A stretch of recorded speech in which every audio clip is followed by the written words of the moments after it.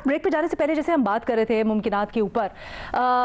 एक पीटीआई का ये मौक़िफ़ है कि अभी तो इलेक्शन कमीशन ने शो कॉज किया है, हम इलेक्शन कमीशन के पास जाएंगे और ये जो डिस्क्रिपेंसीज हैं 16 अकाउंट्स वाली, ये क्लियर कर देंगे, हमारे पास वजाहत है। तो ये जितना आसानी से जवाब दे रहे हैं, मीडिया में दावे कर रहे हैं, ये इतना आसान होगा या फिर आप समझते हैं कि कोई कार्रवाई हो सकती है और क्या हो सकती है? बहुत शुक्रिया अलीना, पहले तो अपने प्रोग्राम में बुलाने के लिए। जहाँ तक मैं समझता हूँ कि पीटीआई इसको बहुत लाइटली ले रही है। अगर आप इलेक्शन कमीशन का फैसला देखें और जितनी भी इस फॉरेन फंडिंग के हवाले से जो फैक्ट्स हैं, जो स्टेट बैंक की तरफ से डॉक्यूमेंट्स इकट्ठे किए गए इलेक्शन कमीशन की तरफ से, उनको पढ़ें तो मेरे ख्याल में ये एक बहुत सख्त और on the basis of facts एक फ़ैसला है जिसको पीटीआई लाइटली नहीं ले सकती और ना ही आगे डिफेंड करने के लिए इनको बड़ी मुश्किलात का सामना होगा। अगर आप इनके जो फॉरेन अकाउंट्स के हवाले से भी देखें, जैसे रीमा साहिबा ने कहा कि इनमें 3 ऑप्शंस हैं जो इसके ऊपर अप्लाई हो सकते हैं और मैं इनसे एग्री करता हूं कि तीनों के हवाले से स्ट्रॉन्ग जो इनके फैक्ट्स हैं और डाटा है इलेक्शन कमीशन के फैसले के मुताबिक, वो इनको सपोर्ट करेगा। अगर गवर्नमेंट भी फ्यूचर में जाके रेफरेंस फाइल करती है पीटीआई के खिलाफ। और जहाँ तक भट्टी साहब का मैं थोड़ा सा डिसएग्री करूँगा कि ये फैसला, अगर आप ये दोनों को कंपेयर कर रहे हैं बाकी पॉलिटिकल पार्टीज़ के हवाले से भी, तो आप इसके बैकग्राउंड में जाएं। ये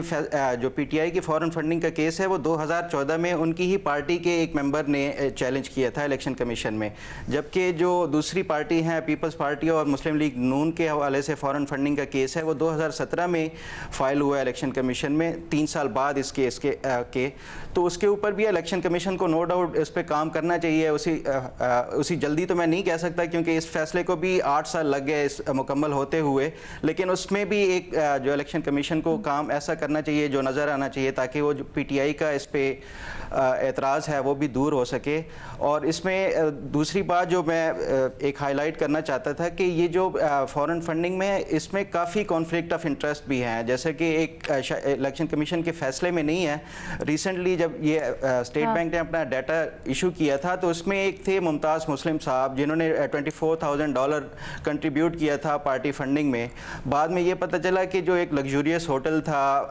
नथिया गली में वो इमरान खान साहब ने उनको ठेका दे दिया। तो ये एस्पेक्ट को भी आप इग्नोर नहीं कर सकते कि इन पे कॉन्फ्लिक्ट ऑफ इंटरेस्ट भी आते हैं। कुछ डोनर्स जब आपको डोनेशंस देते हैं तो जब आप गवर्नमेंट में आते हैं उनसे फिर फेवर लेते हैं। इसी तरह का जब रोमिता शेट्टी का पीटीआई का मैंने देखा है कि वो उसको ट्विस्ट कर रहे हैं कि वो एक पाकिस्तानी नजाद की वाइफ हैं। मैंने इसके ऊपर काफ़ी काम किया और मैं उस फैमिली से कनेक्ट भी किया जब खबर कर रहा था।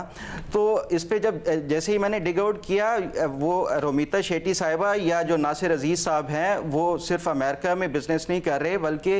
एक्टिवली उनकी कंपनीज काम कर रही है इंडिया के अंदर भी, और वो हॉस्पिटैलिटी बिजनेस में इन्वॉल्व हैं। उनकी कंपनीज जो इंडिया में अभी भी काम कर रही हैं और वो एक्टिव डायरेक्टर हैं। तो एक बड़ी सीरियस बात है जब ये फर्दर इन्वेस्टिगेशन होगी, एफआईए को इन्वॉल्व करेंगे इस हवाले से। और तीसरा, जब आप एक बात और मैं इसमें हाईलाइट करना चाह रहा था कि ये जो 13 अकाउंट्स हैं जो इन्होंने पीटीआई ने डिसोन किया स्क्रूटनी कमेटी की हेयरिंग के दौरान, ये एक बहुत ही सीरियस, जब आगे इन्वेस्टिगेशन होगी तो इसमें काफ़ी सीरियस चीज़ें सामने आएंगी। क्योंकि जब पीटीआई ने इलेक्शन कमीशन के सामने तो इनको डिसोन कर दिया, लेकिन अगर आप इनका रिकॉर्ड चेक करें तो ये जितनी भी अकाउंट्स हैं ये पार्टी की टॉप लीडरशिप और पार्टी का जो सेंट्रल फाइनेंस बोर्ड है उसकी अप्रूवल से बाकायदा रेजोल्यूशंस पास हुए हैं उनकी, जी उस पे बाकायदा पार्टी के सेंट्रल फाइनेंस बोर्ड के रेजोल्यूशन के थ्रू इनको अपॉइंट किया गया अकाउंट टाइटल होल्डर के तौर पर। क्योंकि आपने फर्दन आपने पूरी ये जो लिस्ट आई थी आपने फर्दन उसके ऊपर तहकीक भी की, आपने बात भी की और खुरा आपने मिलाया कि कहाँ से एग्जैक्टली आए हैं। बहुत से, ना सिर्फ ये जो शेट्टी वाला अकाउंट है रुपीता शेट्टी, इससे मुतालिक बल्कि दीगर में देख रही थी बहुत से अकाउंट्स हैं जिससे मुतालिक पीटीआई बयानियां बना रही है कि ऐसे अकाउंट्स डाल दिए इनमें जो पाकिस्तानी नेशनल्स हैं। कुछ मिल्स का भी जिक्र है जो कह रहे हैं कि पाकिस्तान में ही हैं, शायद वो वहां पर कोई एक रेजिडेंट हो गया, कुछ होगा, उसको मिला दिया है। तो क्या ये उनका बयानिया दुरुस्त है या स्टांस उनका दुरुस्त है?